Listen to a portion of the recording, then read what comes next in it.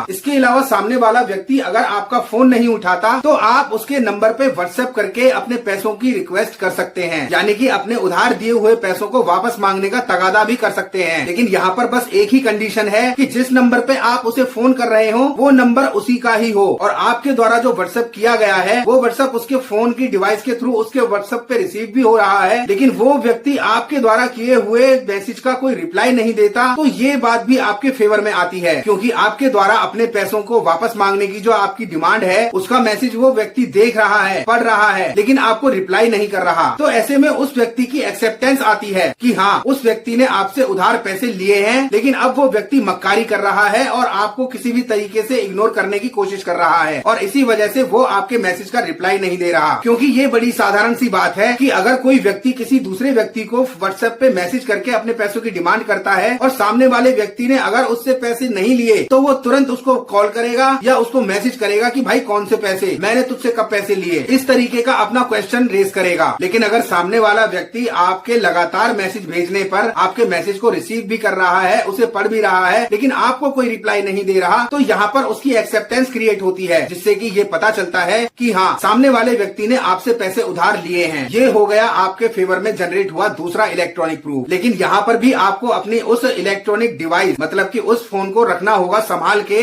तब तक जब तक कि आपके पैसे आपको वापस ना मिल जाएं, क्योंकि अगर कोर्ट के थ्रू आपको वो पैसे वापस रिकवर करने की नौबत आती है तो आपको वो phone original source of evidence के रूप में कोर्ट फाइल पे लगाना पड़ सकता है। इसके बाद जो आपको तीसरा स्टेप उठाना है वो ये है कि आपको किसी वकील साहब से मिलकर इन दोनों एविडेंस के क्रिएट हो जाने के बाद उस व्यक्ति के एड्रेस पर उसको लीगल नोटिस भेजना है अपने पैसों की डिमांड के लिए, जिसमें कि आपके वकील साहब आपके बिहाफ पर अपने लीगल नोटिस के थ्रू उसको चेतावनी देते हुए कहेंगे कि आपने मेरे क्लाइंट से इस तारीख को इस समय इतने रुपए उधार लिए थे, जिसे कि इतने दिन में वापस लौटाने के लिए आपने उनसे वादा भी किया था, लेकिन समय बीतने के बाद अब तक आपने उनके पैसे वापस नहीं लौटाए। तो इस लीगल नोटिस के थ्रू मैं आपको इन्फॉर्म करना चाहता हूं कि अगर आपने आने वाले 15 या 20 दिन या 1 महीना जो भी समय आप देना उचित समझें, उस समय तक अगर आपने मेरे क्लाइंट के वो पैसे उधार लिए हुए वापस नहीं लौटाए तो आपके खिलाफ कोर्ट में कानूनी केस फाइल किया जाएगा, जिसके हर्जे खर्चे और आगे की जो भी कानूनी कार्रवाई होगी उसके जिम्मेदार आप खुद होंगे। भाई साथियों, विश्वास मानना कि इस तरीके का लीगल नोटिस रिसीव होने के बाद लगभग 80% मामलों में वहीं पर ही फैसला हो जाता है, क्योंकि कोई भी व्यक्ति पुलिस, कानून, कोर्ट कचहरी, वकीलों इन सब के चक्कर में नहीं पड़ना चाहता। इसलिए ये तीसरा स्टेप उठाने के साथ ही आपके पैसे आपको रिकवर हो जाते हैं। लेकिन बचे हुए 20% जो मामले हैं उनमें अगर लीगल नोटिस रिसीव होने के बावजूद भी सामने वाला व्यक्ति आपके पैसे नहीं देता तो ऐसे में आपके पास कोर्ट में केस फाइल करने के लिए 3-3 एविडेंस तैयार हो जाते हैं।